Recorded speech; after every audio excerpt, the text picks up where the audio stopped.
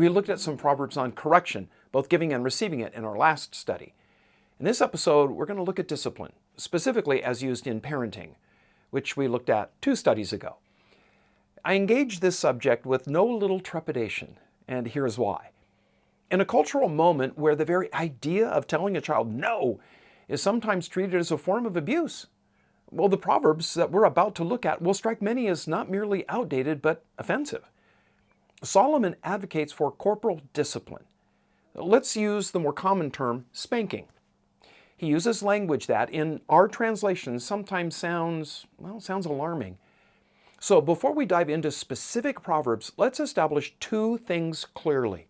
First, biblical corporal discipline is not abuse, and abuse is not biblical discipline.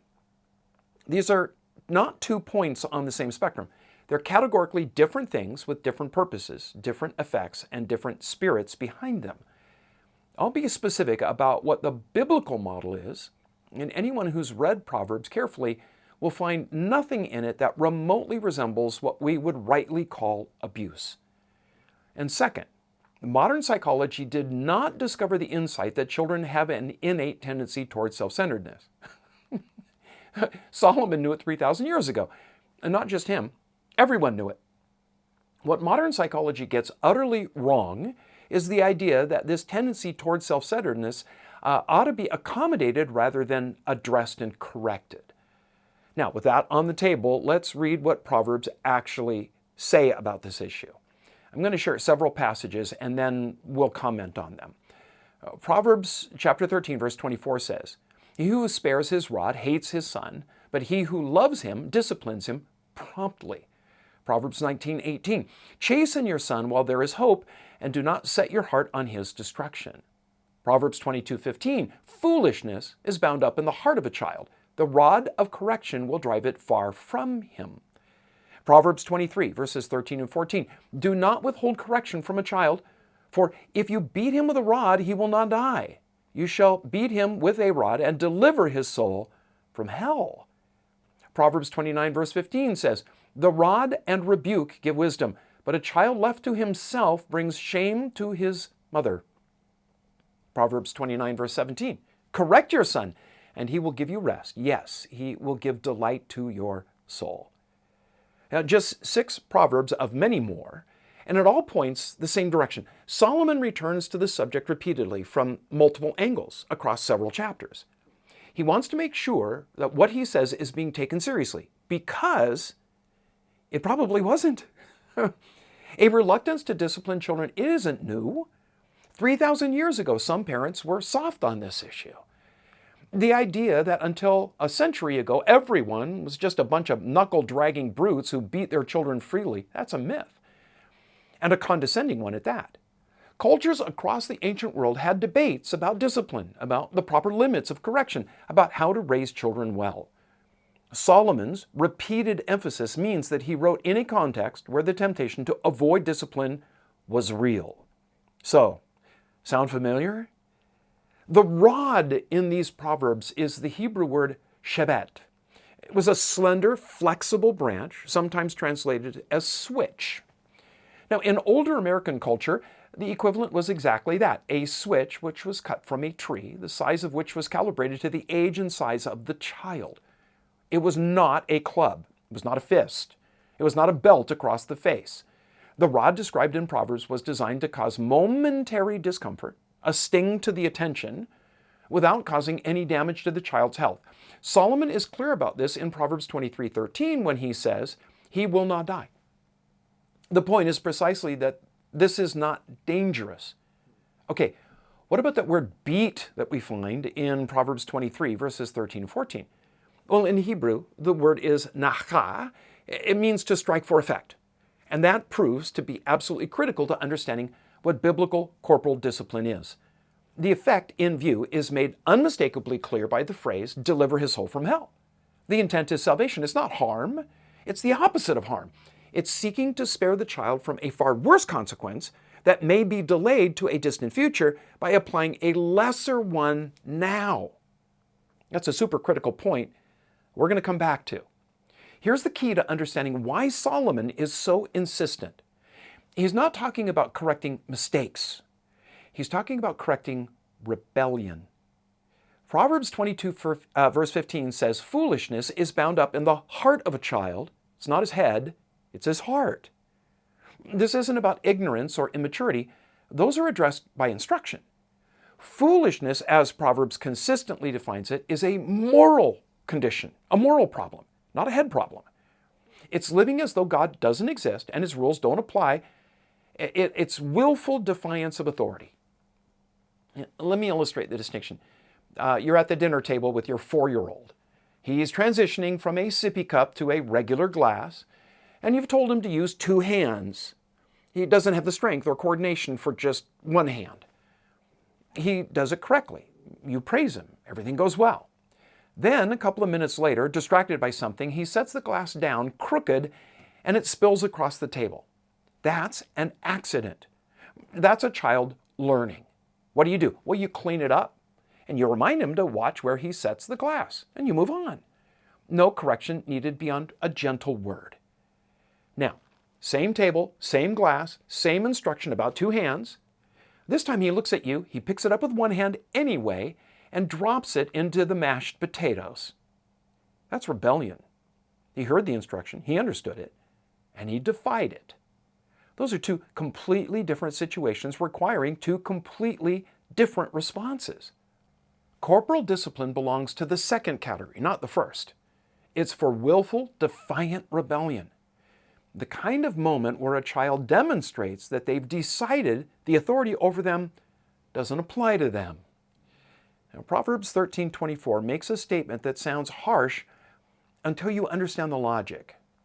It says, "He who spares his rod hates his son." Solomon is making a long-term argument here. Rebellion, unaddressed in childhood, doesn't stay in childhood. The child who learns that authority can be defied with impunity carries that lesson into adolescence and then into adulthood and into every relationship and institution that they encounter. They become the employee who undermines management, the spouse who won't honor their commitments, the neighbor who ignores the rules because the rules are for other people. Studies consistently show that sociopathic behavior and repeat offending are strongly correlated with early environments in which rebellion wasn't corrected. We're not doing children a kindness when we refuse to discipline them for rebellion. We're setting them up for a lifetime of collisions with a world that will not accommodate their rebellion the way their parents did. Hence the proverb, "He who spares his rod hates his son." It sounds extreme, but the logic is airtight. In Proverbs 13:24, Solomon is clear that discipline should be prompt because the connection between the behavior and the consequence needs to be obvious to the child. Delayed discipline loses its teaching force. The child needs to feel the consequence close to the action so that the mind can draw the line between them. Here's a practical framework for applying corporal discipline in a way that honors what Proverbs is actually teaching. First of all, confirm that what happened was rebellion. It wasn't an accident, and it wasn't a mistake born of immaturity. Apply the distinction that I described a moment ago. Only willful defiance calls for the rod. And then second, make sure your own emotions are in order. Never discipline out of anger. This is perhaps the most important line in the whole discussion because anger is where discipline can become abuse. The goal of correction is the child's good. If you're administering it out of rage, the goal has shifted to your own emotional release, and that's something different entirely. Third, explain what happened and why correction is coming. This isn't legalism, this is teaching.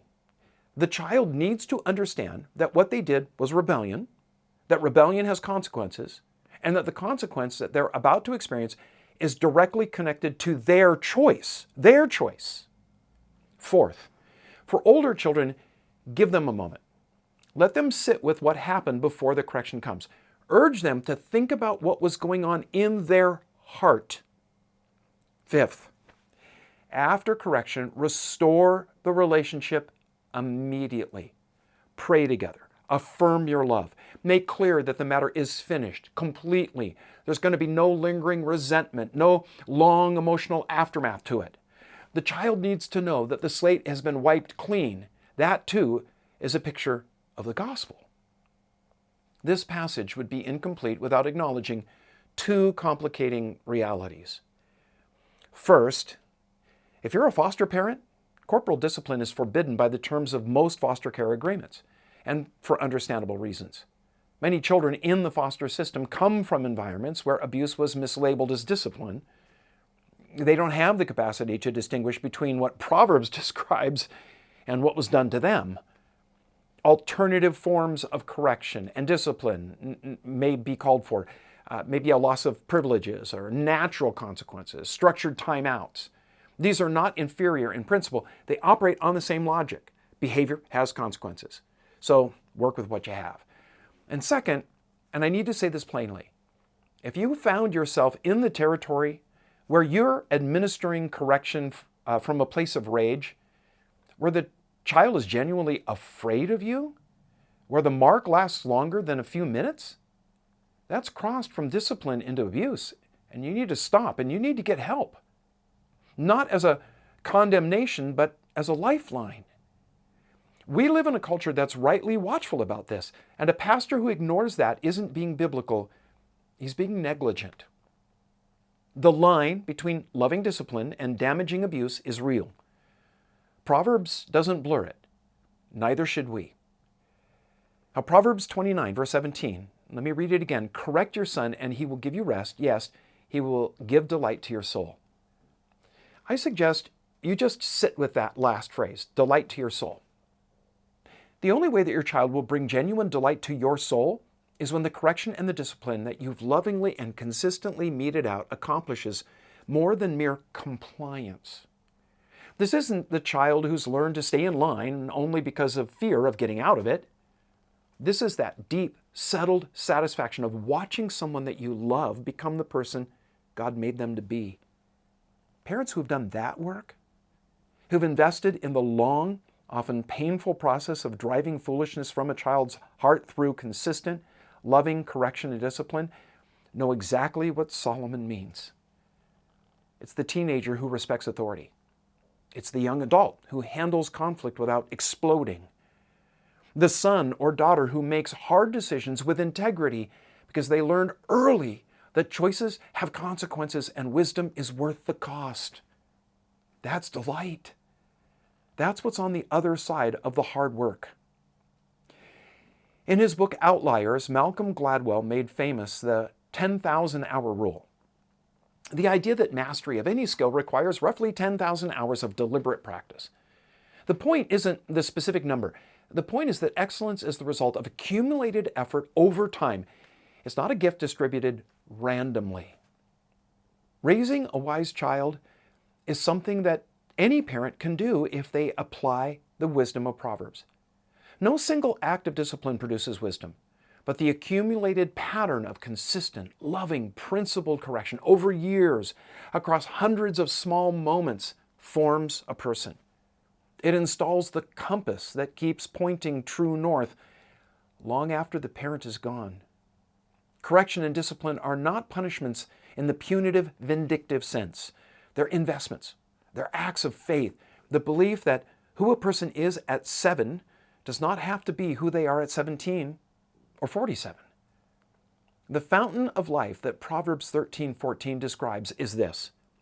It's wisdom flowing from a life in alignment with the way that God made things to work. The role of correction and discipline is to keep clearing the channel, breaking up the blockages of foolishness and of pride and willful rebellion that would otherwise dam the flow. Solomon wasn't writing from a detached position of theory. He was a father who knew what was at stake. He'd watched wisdom pass from his father David, a man who learned many of these lessons the hard way, and he was determined to pass it further, not just to his biological son, but to all who have ears to hear. The Proverbs on correction and discipline remind us that being willing to say a hard thing to someone you love is not unkind. It's one of the clearest expressions of love that we have. The person who tells you the comfortable lie is looking out for themselves. The person who tells you the uncomfortable truth is looking out for you. The parent who disciplines with consistency and clarity and love, who connects behavior to consequence at 3 so that their child doesn't have to learn it at 30 from a judge, is practicing the deepest kind of faithfulness. Wisdom, Solomon says, begins with the fear of the Lord. And part of fearing the Lord is taking seriously the people that He's placed in our care. Now, next time, in our next study, we're going to move into what Proverbs has to say about the tongue. Speech, gossip, slander, and the extraordinary power of words for good and for ill. Solomon has a great deal to say about what comes out of our mouths. Very little of it is comfortable. You're not going to want to miss it. Until then, again I say, stay on the path.